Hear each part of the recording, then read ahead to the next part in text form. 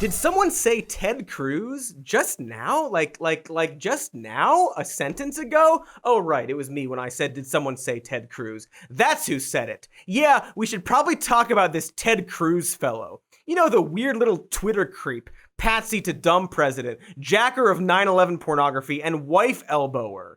Hated by strangers and personal family alike. Bipartisanly hated by his colleagues. It sure seems like he did a sedition or two. And besides, you know, Trump is probably the best person to start with.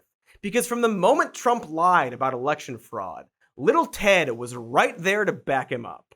Well, Sean, what we're saying tonight, what we've been saying the last 3 days is outrageous. It is partisan, it is political, and it is lawless. And we're seeing this pattern in Democratic city after Democratic city, but the worst in the country right now is Philadelphia, Pennsylvania, where they're not allowing the election observers in, despite clear state law that requires election observers being there, despite an order from a state judge saying election observers have to be within 6 feet of the ballot counting. They're just ignoring the law. They're defying the law. And there's a reason they're doing that. There's a reason they're defying the law. The reason you don't want observers there is because you're doing something you don't want to be observed. And I am angry, and I think the American people are angry, because by throwing the observers out, by clouding the vote counting in a shroud of darkness, they are setting the stage to potentially steal an election, not just from the president,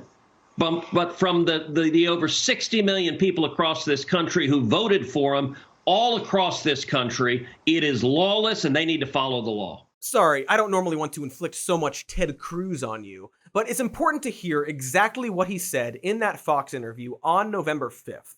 And that it was on November 5th specifically, because that's the same day that Trump's lawyers admitted that they actually had representatives in the room watching the count. Meanwhile, on CNN, the Republican city commissioner was confirming the exact same thing. You are a Republican. You have been there every single day. You actually helped out with how this would all work. Give us the truth, please, Commissioner. Well, my party affiliation doesn't and shouldn't affect what's true and what is not true. Observers from the Democratic Party and Republican Party, from the Biden campaign and the Trump campaign, have been in our counting area observing right up against where the process is taking place from the very beginning on election morning when we began this. So, we have Ted Cruz, Lion Ted, if you will, repeating President Trump's lie, literally the exact same time that Trump's lawyers were admitting he was lying. And I don't know, maybe Ted didn't know this at the time and was simply making his impassioned, incriminating speech based on a few rumors he heard, because that's definitely how you should govern. Anywho, by November 17th, the Pennsylvania Supreme Court officially threw out this case. And it had been made pretty clear that there was simply no substantial voter fraud nationwide. But that didn't stop Ted from tweeting this random and disjointed quote from the 2005 Commission on Federal Election Reform saying absentee ballots remain the largest source of potential voter fraud. As if this single sentence from a 100-page report somehow meant something? If you actually went to that section of this report, you'd find that they are talking about future potential of absentee ballots and have no actual evidence of this happening in a widespread capacity, and cite anecdotal stories like a 1998 mayoral election where fake names and dead people were used, something that isn't a problem on a federal level as far as we know. And this is how Ted continued to operate. Tweeting out disjointed quotes from studies about voter fraud, finding isolated stories like this one about how someone submitted voter registration applications while claiming that is proof voter fraud does exist, see? But no one is disputing that, Ted. Voter fraud isn't fucking Bigfoot. The question was whether or not it affected this election, which it didn't. And Ted, a guy who clearly cares so much about election integrity, knows this. The point isn't to actually prove voter fraud for the current election, but rather to rile up enough fear of fraud that people feel like they are under attack. It's actually a very familiar technique of the GOP. See Mexicans, rapists. Well, most, of course. Most Mexicans.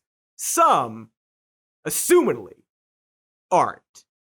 So by the time this got to the actual Electoral College vote count, Ted Cruz had absolutely no evidence of fraud. He wanted to delay the count by 10 days, or at least make some kind of weird last stand. And like a terrifying clown who forgot his party kit, just juggled whatever sad crap he had on him. Recent polling shows that 39% of Americans believe the election that just occurred, quote, was rigged. You may not agree with that assessment, but it is nonetheless a reality for nearly half the country.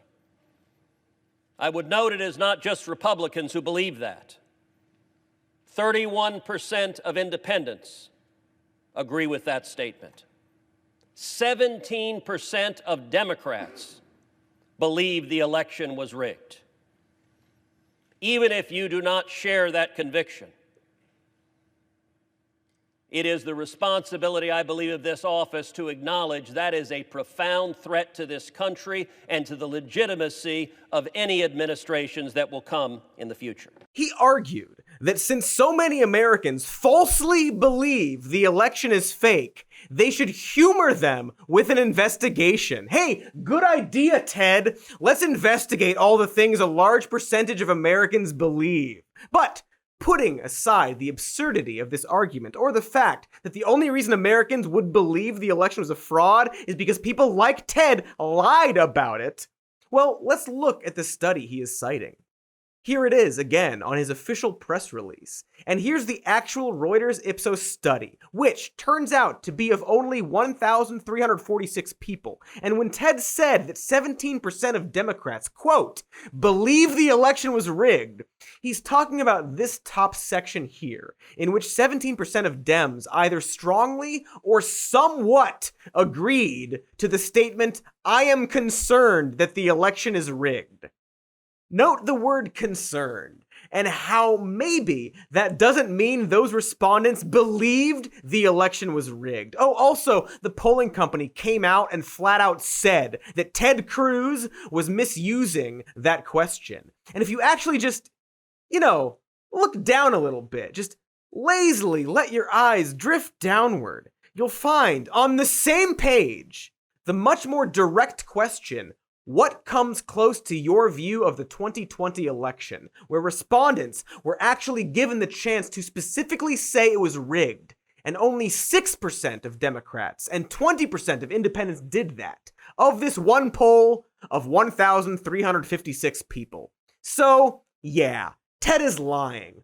A lying Ted. And he knows he's lying. The proof that he's lying is literally on the same page as the study he's using to lie.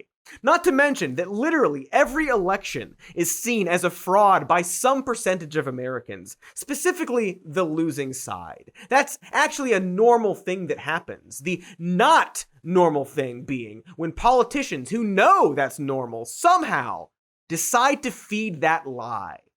So his claim that there's some unprecedented doubt in the election based on this survey is a lie. And it's literally the only reason he has for holding up the vote count. This lie being made by Ted Cruz for the purpose of delaying the election. Or, to put it in legal terms, someone using official authority for the purpose of interfering with or affecting the nomination or the election of any candidate for the office of president. Which, hey, is a crime, it turns out. One punishable by up to a year in prison. Oh man, can you picture it? Prison Ted Cruz creeping out all the other inmates, getting picked last for prison polo because it's a rich white guy prison. And that's just election interference, a thing he definitely did. If we want to get him on a betting sedition, it might be a bit harder, despite that being a thing he definitely also did. Hey, thanks for watching that clip. Here's the evergreen end plate to ask you to like and subscribe. It's any day of the year where you are.